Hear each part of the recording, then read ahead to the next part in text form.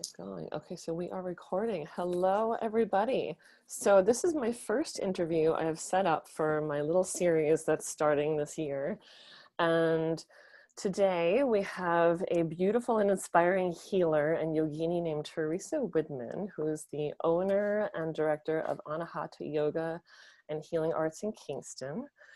They have yoga and meditation classes. They have in-person, at home, and virtual private yoga sessions as well. They also have virtual healing and tarot sessions, which is really cool.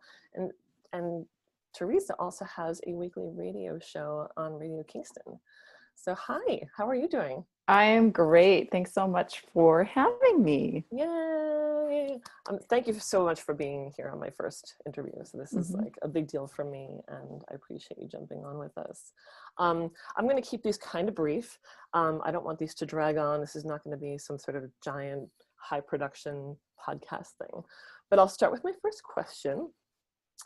So it's sort of a twofold question. So what would you like to share with others here about yourself that you feel is important to share during this kind of stressful time of COVID and other traumas going on in this world right now? Well, I guess that's an interesting question. You know, I know everyone has a different experience of navigating this year and the ups and downs with it and all the various challenges. And for myself, I have really taken it as an opportunity to focus on my own personal physical and mental health. And, you know, I just make that a priority for me. Not that it hasn't been in the past, but I can get caught up in the, work 12 hours a day kind of routine. And because I had more time on my hands with the studio closing, I really wanted to use it to anchor into some better practices around self-care. But then also, which is very important for me personally, is also to then take to create some time, because I do have it and I realize not everyone has it, but to create some time to also give back. So I've also been volunteering, which feels good to do. Yeah. That's really great. How much do you volunteer every week? It varies. Right now, with the election coming up, I've been doing a little bit more, some text banking and phone banking and whatnot, but I was doing food delivery for the community. And I just took a break from that for a few weeks, but I'm going to start up again. Awesome. Awesome. Yeah. Very cool. Yeah, volunteering is important. And I used to volunteer at the local SPCA, and I really found that to be rewarding. I used to work at the ASPCA in New York City a long time ago. And it's just fun to be around animals. Yeah.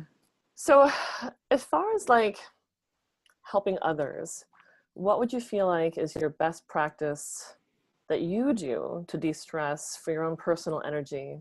Because maybe some people might want to emulate that. I think probably the most important thing for me is getting outside, to be just kind of clear about that. I know that being outside, breathing, being near trees, being near nature is just very healing for me personally. So that's something that I do make a priority for myself. And then I also try to meditate every single day. Mm-hmm. And then I watch my energy levels. Everyone's body is different. Everyone's life is different. And so I really try to tune into what I think I need, to be mindful of what I'm eating so that I'm not compensating energy levels through food, and using more practices like breath practices. I actually started taking adding the cold shower as part of my daily hygiene routine. And it just has helped me to build a little bit more fire yang energy inside. So those are things that I do. And it really is, I think, dependent upon your personal unique needs. Right. And that actually leads me to my next question, because I feel like not everybody is a yogini and has the experience and knowledge that you do. So I feel like for people who dabble in yoga a little bit here and there, or even regular practitioners, what do you think that like people can do to best thrive and raise their own frequency and de-stress? You know, I think it depends on if you categorize yourself as somebody who is hyperactive, very action oriented. And so your adrenaline, your adrenals might be active, overly active. You might be having a lot of energy. It kind of helps to fuel the energy. If that is the type of mode that you're in, I think it's really important to slow down. It can feel a little uncomfortable, but to try to meditate, to try to slow down and create just times where you're not doing anything. And just start small. If it feels overwhelming to think, oh my goodness, I can't sit there for an hour, start with 3 minutes. If you're somebody who is feeling that you're running a little slow and you do need something to kind of boost you, a lot of us, because of the stress, the fear of the future, all of these things, it can create a mild form of depression. And so in order to kind of like shift that, breathing exercises can be really powerful. And we talk about a breath of fire, Kapalabhati. They're a little bit more rapid breaths where it's activating the energy inside of your body. And it can be, again, something you do for 3 minutes in the morning that just kind of gives you that boost. So those are the two kind of real basic things I would start with, depending on whether you need to relax the body to slow down the nervous system, or if you need to put some oomph into your body. That's really helpful. I mean, I meditate every day, and it took me a while to finally get to that point because I was doing it on and off here and there. And I always felt like, just do 5 minutes or 10 minutes.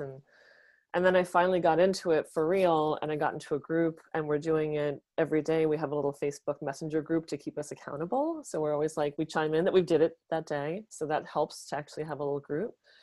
And I've dialed it up to about 20 minutes a day. It took me a while to get there, but I also found that after about 10 or 12 minutes was really when my body and my mind started to really calm down. Because my brain was just like, oh, gotta do this, and don't forget that, and oh, calm down, meditate, and just gotta do this. I'm like, no, monkey brain, calm down. Yeah. And so I feel like meditation is really helpful. And just like Theresa said, just start off really slow. It's pretty basic and pretty simple. It's just, and sometimes people have a hard time with, like, they have notions of what meditation is and how it should happen. And if they're not going to succeed, then it's okay. You can just reach out to someone who does yoga and be like, I need some help with this or something.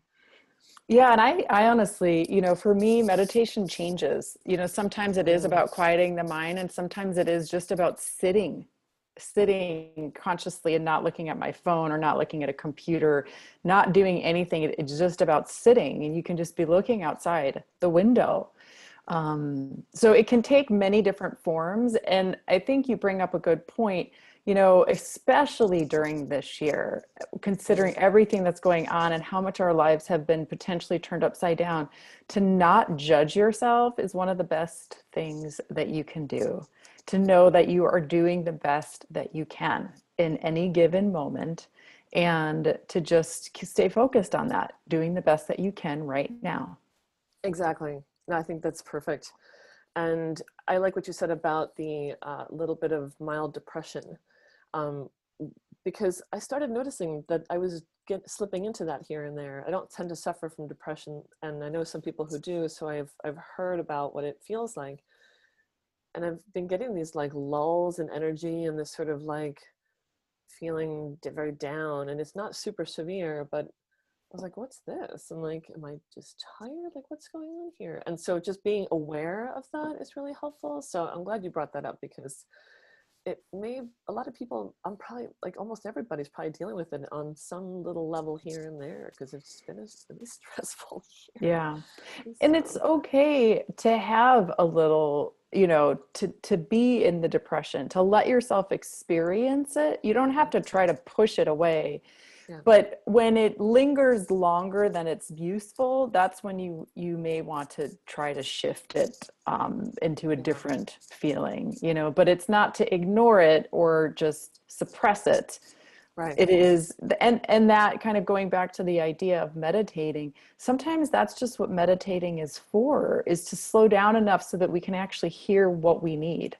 Because if we're just jumping from one thing to the next, we don't realize that something could be a little bit off balance for us. Mm-hmm. No, I agree. I think it's something that just raising your awareness and just raising so that you can raise your frequency really helps, so that you can just kind of uplift yourself as much as you can here and there. Sometimes you're in a fog, you don't realize that you're feeling lulled and like in this sense, but it's really good to be able to try to stop for a moment, identify it, and then work on it. I think and I just feel like overall raising your awareness and energy is really important, especially nowadays with trying to just uplift the stuff that's been kind of pushing us down. So yeah, we're bombarded. yeah. If you're watching news media, we're bombarded by things that are intended to freak you out. Yes. And so if you're affected by that, then it is important to maybe reduce how much you're consuming online. Yeah.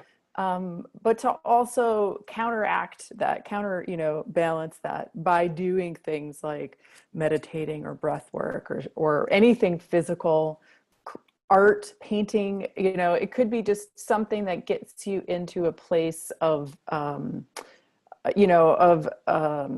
joy, of like inner joy, captive in the moment of something that you're doing. Yeah. No, it's a good idea. It's a really good idea. So I wanted to ask you also, like, who are your influencers? Like, who are 3 people that you felt like have been most influential to you in your life that you feel have brought you the most insights and joy? Well, when I first started thinking about this question, I just kept coming back to the fact that my parents are, literally 2 of the most influential people. They both played a very present role in my life, and they really did affect who I am. And sometimes in great ways, and sometimes in ways that I needed to see that it was an influence that I needed to kind of shift and let go of. And so then we start to think about folks who have influenced me to really help me find my kind of inner wisdom, which I think is really always what I'm coming back to when I'm finding people who inspire me. It's because they've helped me be more honest with myself, to trust in myself, to listen to my wisdom, to follow my heart's desire. And there are hundreds of people who have done that over the course of my life. So it's a hard question for me to answer. And I really do think that there are every one of us, like you and your dancing is very inspiring. Everyone can be. It's a little bit why I do my radio show, which is called I Want What She Has. It's all about amplifying women's voices and their stories, because all of us have an inspiring story. But I will say that there is one book that I keep going back to, and I don't know the person, so I can't say that he necessarily is the inspiration for me, but there's this book called Free Play, Improvisation in Life and Art. And it's a little bit like a Bible to me, if I were to use a religious reference. It's the information that I need to kind of let go of some of the judgment and the structure that we're raised in this very kind of capital patriarchal world. So that book has been highly influential and inspiring for me. Nice. Awesome. I know it's a big loaded question with because there's so many people in people's lives that could affect the way you do anything. And sometimes one person pops in for a short time and then shifts your life in this way that's all of a sudden you're going in another direction and you're like, thank you. And that person barely had a huge impact, or I guess time-wise, but maybe it was a short impact, but it really kind of guided you. So it's kind of a loaded question. So no, I think it's a great question. I think I would, everyone to spend some time. And it's funny because one of the things that came into my mind was when a relationship ended. And I wasn't going to say that person was the most influential, but there was something about what I had attributed to the future of what I thought that relationship was going to be. And when it ended, it completely shifted my life for the better. And so it is that thing where you just never know where that incident, that person, whatever it is going to come into your life, and change it, hopefully for the better. Yeah, no, definitely. So it's my intention to have these interviews not be this like very long thing. And I love long interviews, but I'm going to be doing a series of short interviews. So I'm going to kind of tie things together a little bit because I feel like we can talk for a really long time here. And I know that Theresa has to go teach a class soon. But so tell us a little bit more before we go about Anahata Yoga and the Healing Arts studio that you have there. And what's the best way for people to get the most out of what you do and your radio show? And just tell us a little bit more about yourself and then sort of how to reach you and where to reach you and things like that if they wanted to get more from what you do. Sure. Well, I think the best place is probably the website, anahatakingston.com. Actually, you can go to anahata.love, which is shorter and easier. They'll take you to the same place. And then you can access through all the social media channels. We try to post things. We actually have classes through Facebook Live and oftentimes do Instagram Live because we're all remote right now. More of the structured classes that are workshopy are done through Zoom. So you can find all that information on the website and you can connect to us through our social media feeds. We try to share inspiring and uplifting or useful information there when we can. And people can connect with me personally if they want to on Facebook or Instagram. I am on Twitter and LinkedIn and all those great places. So I'm always happy to connect with new people. And I think the idea that I'd like to leave everyone with is that if you are somebody that is in need of support at any point, it could be this year, it could be next year, there are a lot of resources out there. And I'm happy to have just a conversation with you to help point you in the places that you might want to dig further. If you jump onto the internet, it can feel a little daunting about where to look. And I oftentimes, folks give me a call at the studio, and I just talk them through what they're looking for to help them try to find out what it is exactly they're looking for, what they need in their life, Mm-hmm. and then point them in the right direction. And it may not be something that I do necessarily, but I at least like to offer that to folks. So, and the radio show, you can find me on radiokingston.org. It's every Wednesday from 1 to 3 is the live show, but every show is archived. It's called, again, I Want What She Has. And it is up in all the podcast feeds as well. That's awesome. I love it. I love it. Yeah. I've actually been to your studio numerous times, and one of my favorite things to do there was the gong baths. And so those happen every once in a while now with COVID. I'm sure they're limited. But if you can catch a gong bath with Theresa or anyone in the studio doing something like that at some point, sometimes they do them outdoors, right? You do them outside? We have been, because the studio is not open for business right now. So we were doing them outside. Yeah, with the cool. weather cooling off maybe a little too much. We may be waiting until the springtime. Oh, okay. Sorry to tease you guys. And sometimes there are gong recordings also. So if you're curious, I do have a recorded album on Spotify that you can listen to. It's definitely not the same experience, but hopefully we'll get outside. A friend is trying to convince me to do a winter snow outdoor gong bath. So if I do that, everyone will know. That sounds really cool. So thank you so much for being here. I'm going to put all the links to the books and the podcast and everything, I'll have some show notes. So people can check that all out later. And Theresa, thank you for your time, and thank you for coming out or coming online, I should say, and being here with all of us. And if there's any last things you want to share with anyone? I'll just thank you very much for inviting me. It's really been great to connect with you and talk about these things. I love talking about this stuff. Yay! And catch your radio show. It sounds like it's amazing. I have not listened to it yet, and I feel terrible, and I will. All right, dear. Take care. You too. Okay. Bye-bye. Bye-bye.